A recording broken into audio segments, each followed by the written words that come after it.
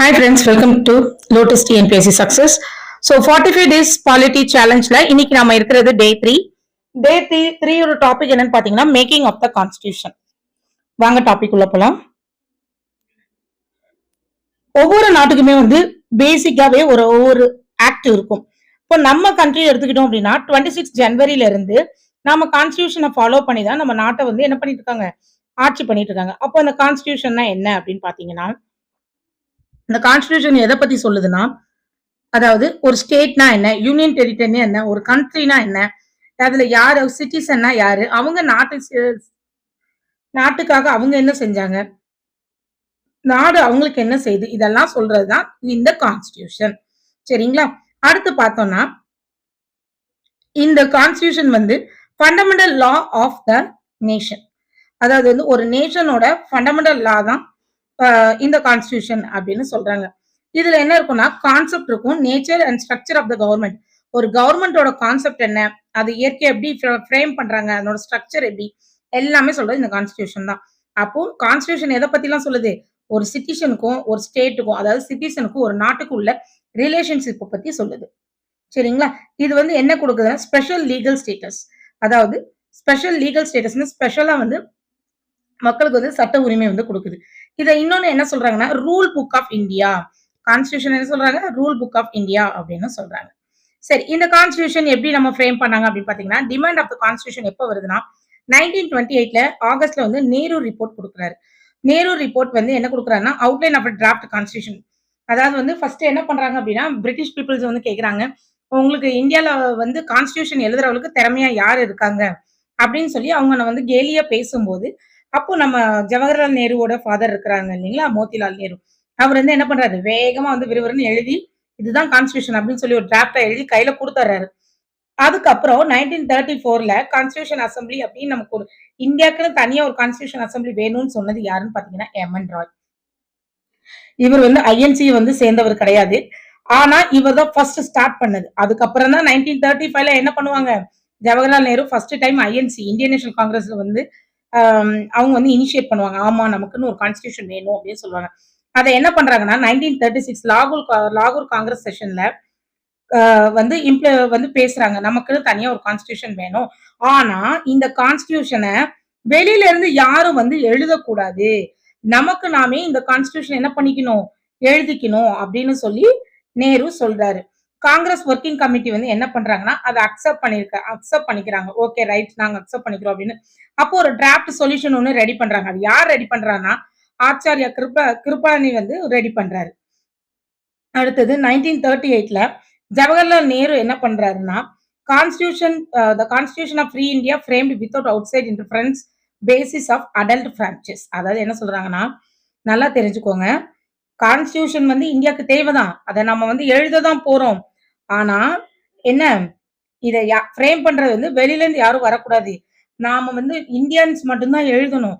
அதுலயுமே நம்ம என்ன பண்ண போறோம், அடல்ட் பிரான்சைஸ் மூலயமா நம்ம தேர்ந்தெடுத்து என்ன பண்ண போறோம், இந்த கான்ஸ்டிடியூஷனை எழுத போறோம். அதாவது ஓட்டு போட்டு தேர்ந்தெடுப்பாங்க இல்லைங்களா, அந்த மாதிரி அடல்ட் பிரான்சைஸ் மூலயமா தேர்ந்தெடுத்து இது பண்ணணும் அப்படின்னு சொல்லி சொல்றாங்க. அதுக்கப்புறம் 1940ல ஆகஸ்ட் ஆஃபர் கொடுக்குறாங்க பிரிட்டிஷ் பீப்புள், என்னென்ன டொமினியன் ஸ்டேட்டஸ் தரோம் அப்படின்னு. 1942ல சார் கிரிப்ஸ் என்ன பண்றாங்கன்னா, கிரிப்ஸ் மிஷன் வருது. அவங்க என்ன சொன்னாங்கன்னா, India independent constitution second world வார்க்கு அப்புறம் இது பண்ணி ஃப்ரேம் பண்ணி தரோம் அப்படின்னு சொல்லி சொல்றாங்க. அப்ப என்ன பண்றாங்க, முஸ்லீம் லீக் ரிஜெக்ட் பண்ணிடுறாரு. இதைத்தான் சொல்றாரு காந்தி, என்ன சொல்லுவாரு, பின் தேதியிட்ட காசோலை அப்படின்னு சொல்லுவாங்க. காந்தி இந்த கிரிப்ஸ் அந்த ஆகஸ்ட் ஆஃபர் தான் இந்த சாரி இந்த கிரிப்ஸ் சொல்லும்போது செகண்ட் வேர்ல்டு வார்க்கு அப்புறம் நான் பண்ணி தரேன் அப்படின்னு சொல்லும்போது அவர் சொல்லுவாரு, பின் தேதியிட்ட காசோலை வங்கி காசோலை அப்படின்னா, நீயே உன்னோட கண்ட்ரியே என்ன ஆகும்னு தெரியல, திவாலாகிற மாதிரி இருக்கு, நீ எனக்கு இது தரியா அப்படின்னு சொல்லி யாரு கேட்கிறாங்க, காந்தி கேட்கிறாங்க. அடுத்து பாத்தீங்கன்னா கேபினெட் மிஷன் 1946ல வருது. கேபினெட் மிஷன்ல மொத்தம் 3 பேர் இருப்பாங்க.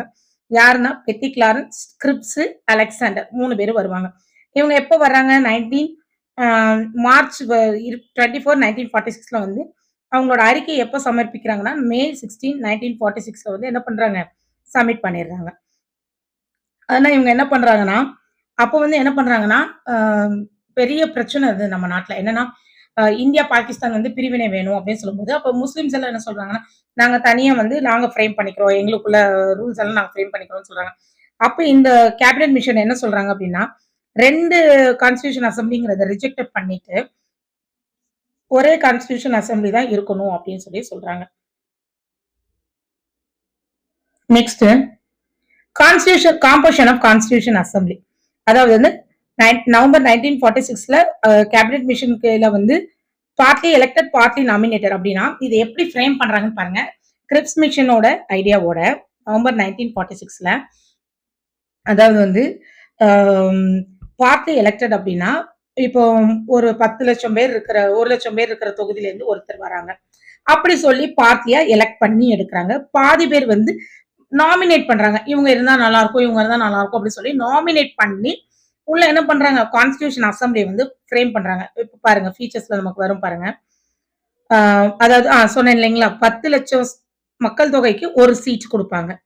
அப்போ இதுல பாத்தீங்கன்னா இதுல வந்து 3 பிரின்சிபல் கம்யூனிட்டிஸ் இருக்காங்க. முஸ்லீம் இருக்காங்க, சீக்கியர்கள் இருக்காங்க, ஜெனரல் கேட்டகரியில் உள்ளவங்க இருக்காங்க.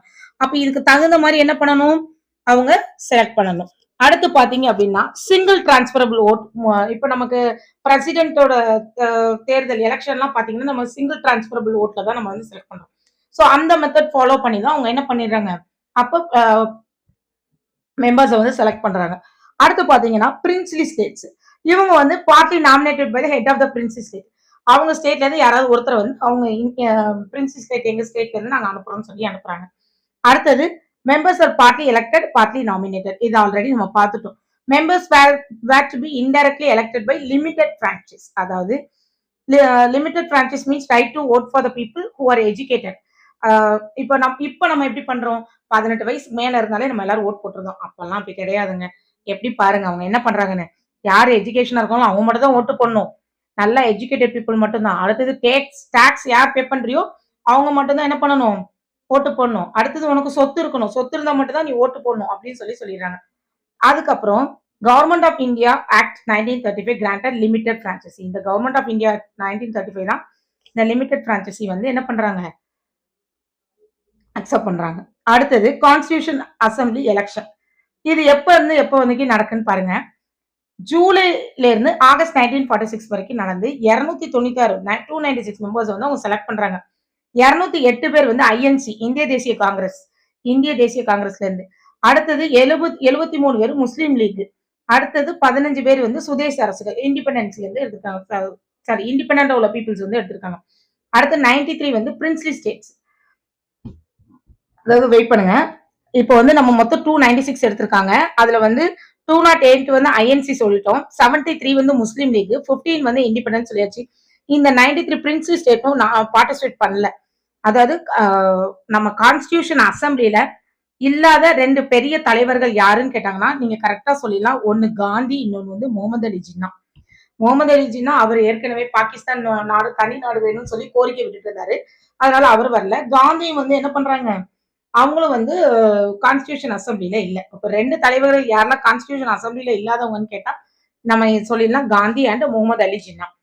நெக்ஸ்ட் பாருங்க working of the constitution assembly. அதுக்கப்புறம் இவங்க ஃப்ரேம் பண்ணிட்டாங்க, செலக்ஷன் பண்ணியாச்சு.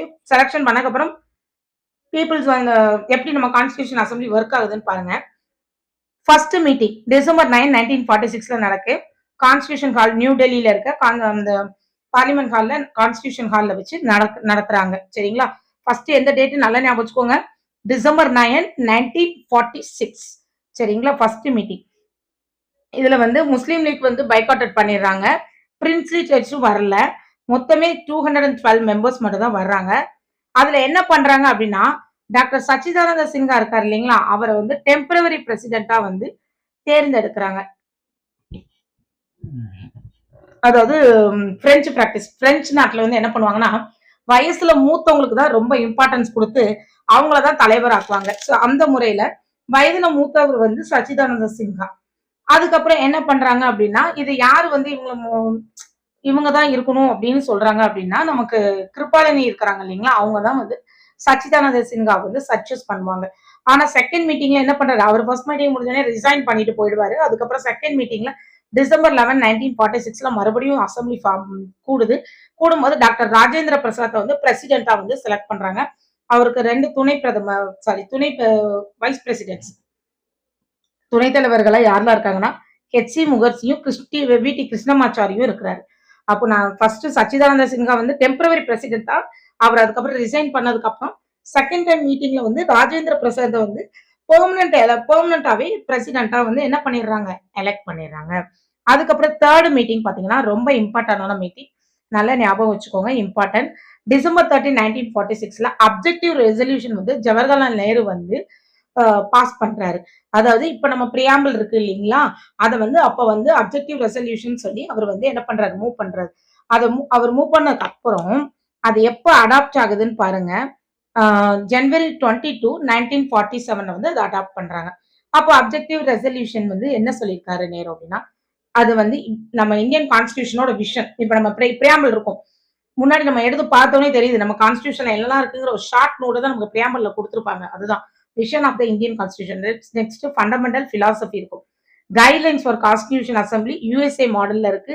அடுத்தது இது எப்ப ரிலீஸ் பண்றாங்க, டிசம்பர் 13, 1946. அடாப்ட் பண்ணது எப்போ, ஜனவரி 22, 1947. Next independent sovereign republic. இப்போ நம்ம வந்து we the people of India having solemnly resolved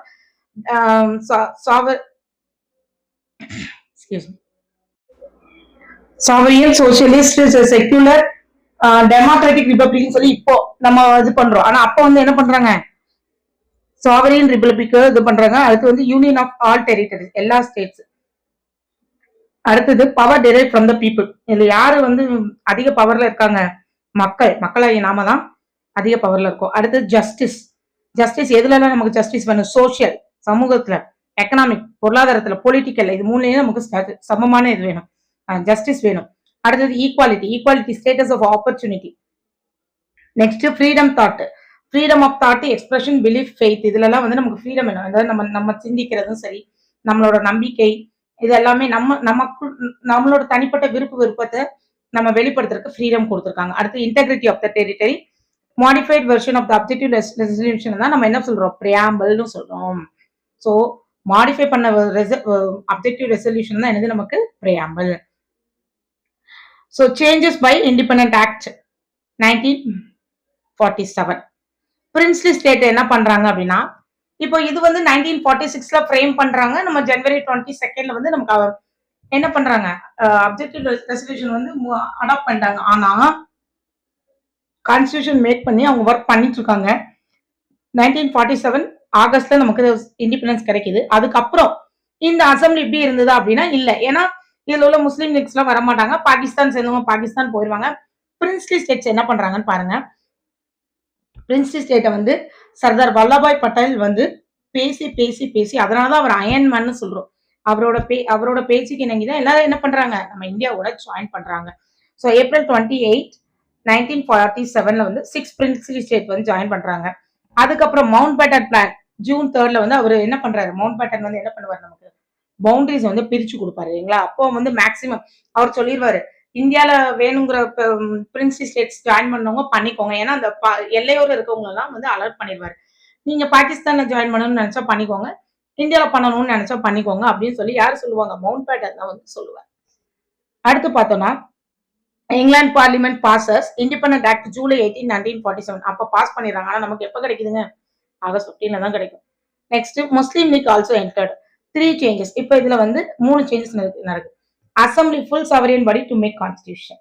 assembly legislative body 2 functions இருக்கு. ஒன்னு கான்ஸ்டிடியூஷன் பாடி. இது கான்ஸ்டிடியூஷன் பாடி வந்து யாரு சேர்பர்சனா இருக்காங்கன்னா டாக்டர் ராஜேந்திர பிரசாத். லெஜிஸ்லேட்டிவ் பாடிக்கு வந்து ஜிவி மவால்கர். இந்த 2 நேமையும் நம்ம ஞாபகம் வச்சுக்கோம். Constitution body Rajendra Prasad, legislative body GV Mavalankar. இது நல்லா ஞாபகம் வச்சுக்கோங்க. இவர் தான் வந்து first speaker of the free India in ஜிவிஎம்னு ஷார்ட்டா ஞாபகம் வச்சுக்கோங்க. நம்ம ஃப்ரீ இந்தியா ஃப்ரீடம் அடைஞ்சதுக்கு அப்புறம் ஃபர்ஸ்ட் யார் ஸ்பீக்கர் அப்படின்னு பார்லிமெண்டோட ஸ்பீக்கர்னு கேட்டாங்கன்னா ஜிவிஎம் அப்படின்னு ஞாபகம் வச்சுக்கோங்க. அடுத்தது Muslim league members withdraw from the assembly of India. Muslim league மெம்பர்ஸ்ல என்ன பண்றாங்க, அசம்பிளில இருந்து வெளியில போயிடுறாங்க. Pakistan, west Punjab, east Bengal, north west frontier, அந்த வடமேற்கு மாகாணங்கள்லாம் இருக்குங்க இல்லைங்களா அவங்க. அடுத்தது சிந்து, பலுச்சிஸ்தான், இந்த எல்லா இடத்துல இருந்து என்ன பண்றாங்க, அவங்க வெளியே போயிடறாங்க.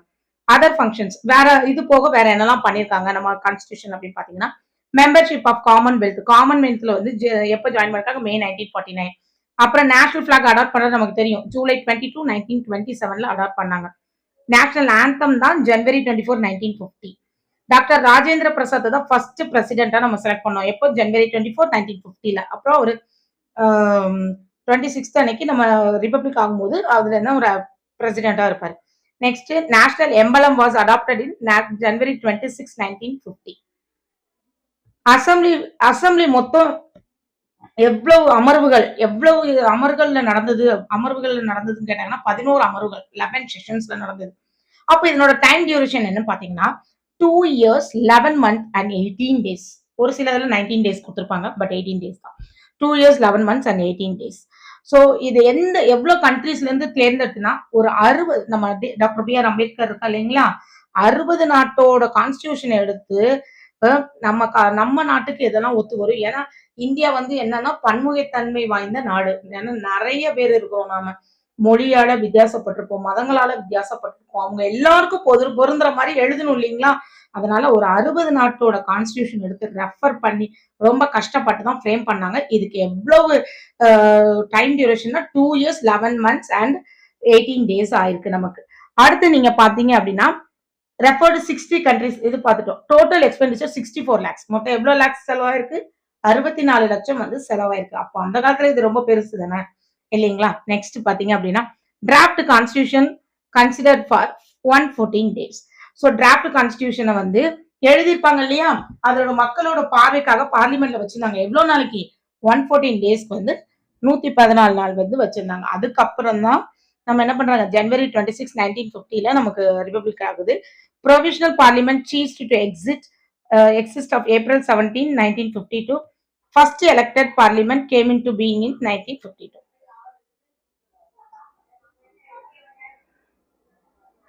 ஸோ நமக்கு கான்ஸ்டிடியூஷனோட making of the constitution part 1 இன்னைக்கு இதோட முடியுது.